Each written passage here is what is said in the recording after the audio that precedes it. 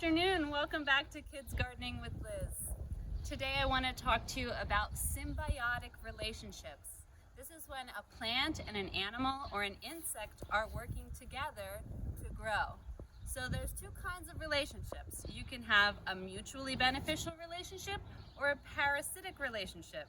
When the relationship is mutually beneficial, that means both the plant and the animal or insect are benefiting from the relationship. If it's a parasitic relationship, that means one, either the plant or the insect and animal is benefiting and the other is probably suffering. So today I'd like to show you an example of a mutually beneficial relationship.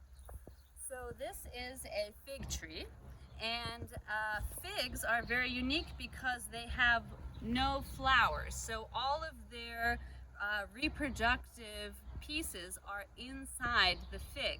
So unlike a regular flower or another fruit tree that would flower first, open up, and get pollinated by like a bee or a butterfly, and then the flower falls off and grows a fruit, a fig grows the flower inside this little thing, and in order for it to be pollinated, it needs the wasp.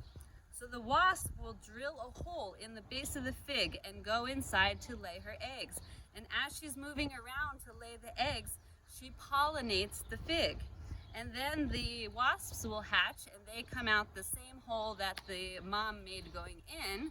And now both parties have benefited. So the wasp had a safe place for her babies to come to adulthood, and the fig gets pollinated.